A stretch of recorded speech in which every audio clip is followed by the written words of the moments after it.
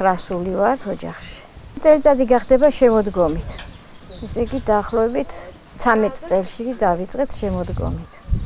ფუნდამენტი ჩავყარეთ, მე ზამთრის პერიოდმა მოუწია შევჩერდით და 2014-ში დავიწყეთ კედლების აყვანა.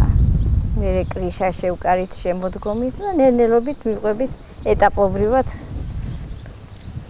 3 შვილი ყავს, ჩემ ბიჭს აქვს, რომელიც უნდა გადმოვიდეს. მეორე ახალი დაოჯახებულია პატარას ველოდებით. თავისთავად მაინც გაყოფა იყო აუცილებელი. ბანერი დგას, სოფელი ცერონისის დაკვეთები არის ჩვენსკენ გამოსული, ცერონისა და თამარაშენს შუა დგას ბანერი. ის სოფელი იონჩაა. ჩვენი სახლიდან დაახლოებით არის 1,5 კილომეტრი.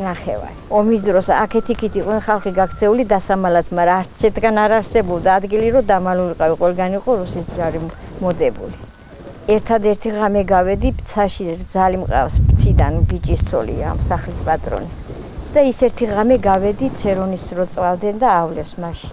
მარტო მე გავედი და ჩემი მეუღლე არ გასულა აქ იყო. აი შიში ქონდა, მაგრამ ბარელ თუ სიკვდილი არისო, ჩემ სახლში მამკლანო, ჩემ სახლში დავიწვაო. საქონელს ვერ მივატოვებო, სახლს ვერ მივატოვებო და დარჩა სახლში.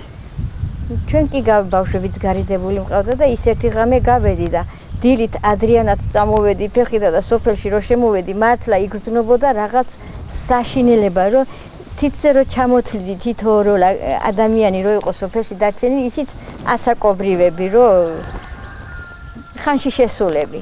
საერთოდ დაცვლილი იყო სოფელი. დაზამთრებამდე უნდათ გადმოსულა.